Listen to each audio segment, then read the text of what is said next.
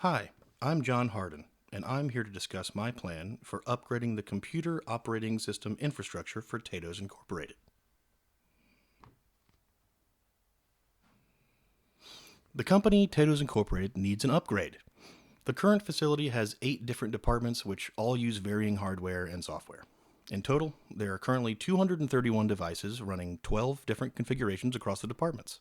The facility uses one file server, one mail server, and one application server, which are all Windows Server systems.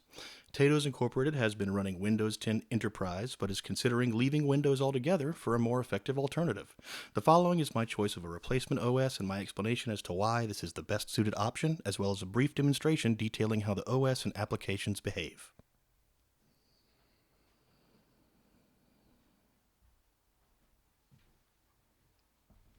Why switch from Windows 10 to an alternative OS and not to Windows 11? Windows 11 requires TPM, or Trusted Platform Module Equipped Hardware. Older hardware lacks a TPM. Linux does not require a TPM, and so may be used on older hardware. Linux is a stable and secure operating system. Linux is open source and free. Linux supports numerous open source applications that are comparable to widely used commercial applications.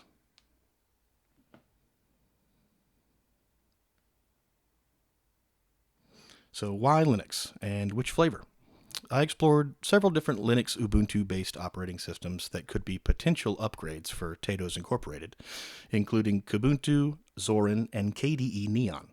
Kubuntu is an open-source OS for personal computing as well as creative work and features a lot of customization options to suit the user's specific needs. Both Kubuntu and KDE Neon use the Plasma desktop environment, which highly resembles modern Windows interfaces and would provide a smooth transition for employees currently using Windows 10. Zorin is the most traditional of the three options and features the GNOME desktop environment, which resembles older versions of Windows. It is a solid and easy-to-use operating system with a good repository of available software. KDE Neon is the operating system that I decided to use for Tatos Inc.'s corporate network infrastructure. It uses the Plasma environment, which provides a clean, modern look to the desktop. It's solid, easy to use, and provides a familiar look to those accustomed to the Windows 10 desktop. So my upgrade timeline for month 1 would begin communicating the enterprise-wide upgrade with employees, back up essential files and data for each department, install Linux and associated applications on a sampling of each type of hardware, assign and train a small group of employees to test the new desktop configuration and provide feedback to the IT department, and work with users to mitigate any reported issues.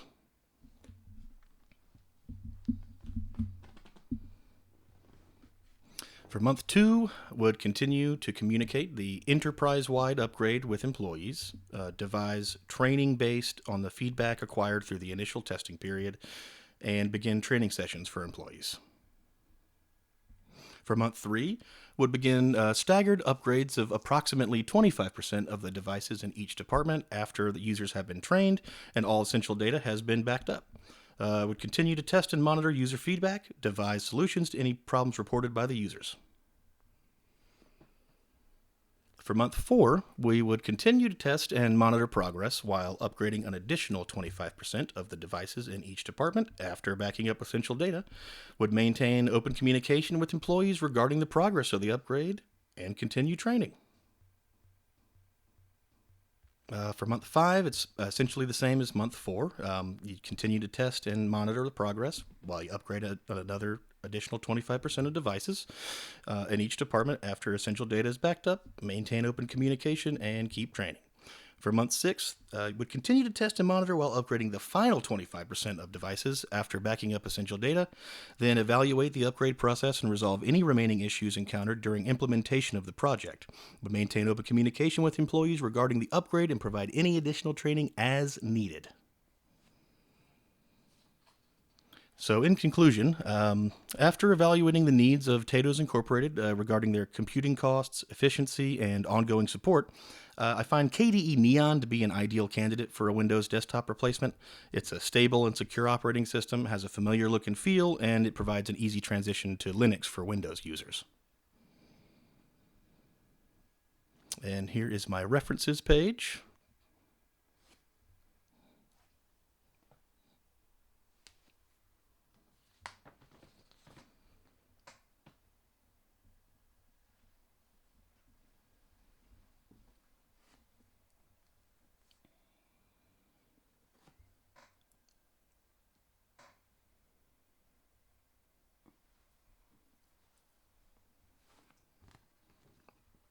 All right, so we're going to go ahead and start up the VMware. So to test the Linux distributions for review, I installed the VMware Workstation Pro Hypervisor application. VMware allows for the creation of virtual machines, and I created 3 VMs for evaluation, which are Kubuntu, Zorin, and KDE Neon. Each distribution is based on the latest version of Ubuntu. Zorin OS uses GNOME as its desktop environment, while Kubuntu and KDE Neon both use the Plasma desktop. So let's start the KDE Neon virtual machine and take a look.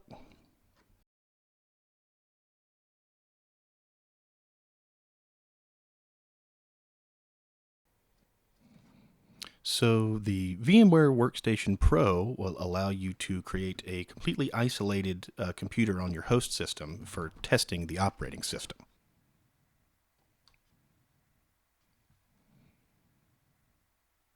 KDE Neon has a clean, modern Windows look and feel, very similar to Windows 10. It operates in much the same way as Windows, and I believe provides an easy transition for those who were previously familiar using Windows. The operating system comes pre-installed with Mozilla Firefox and LibreOffice Suite. You can see you got the Writer, the PowerPoint equivalent, and the like a spreadsheet equivalent. The Dolphin File Manager application provides access to Windows server environments through SMB or Samba. I figured that would be beneficial since the Potatoes Inc. is still running through the Windows servers. I chose to install Google Chrome just as an alternative web browser, and the Thunderbird email application, which provides interoperability with Microsoft Exchange. So here's Google Chrome. It's pretty familiar with most people. Basic user interface. Most people are familiar with that. I just figured an alternative to Firefox would be a good option. And Thunderbird is actually one of the most widely used email services.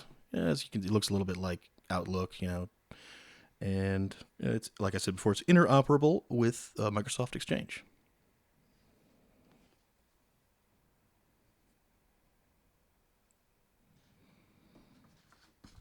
So if we come down here on the taskbar here, you can see it looks pretty much equivalent to a more modern Windows version. It's got all the same little icons. Accessibility is essentially the same. All the same functionality with the basic bookkeeping and timekeeping. Same kind of applications.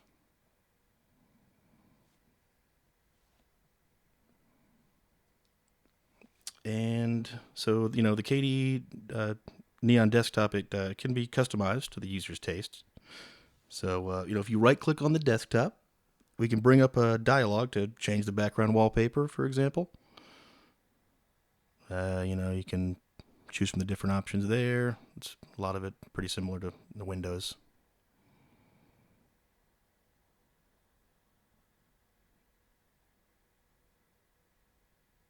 And you can do other stuff. You can configure mouse response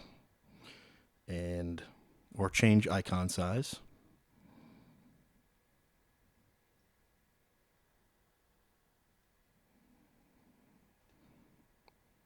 Yeah, so there's a basic rundown of the KDE Neon operating system. And pretty much works just like a modern Windows, which I think for most people will be pretty user-friendly. So, in summation, a migration to Linux can provide substantial cost savings as the operating system is free. Linux can also run on less costly hardware, thereby reducing overall hardware expenditures. The Linux desktop environment is familiar to Windows users, making for ease of transition, a lower learning curve, and a minimal loss of productivity. Application program costs can be reduced as Linux repositories provide numerous free open source applications comparable to the most widely used business applications.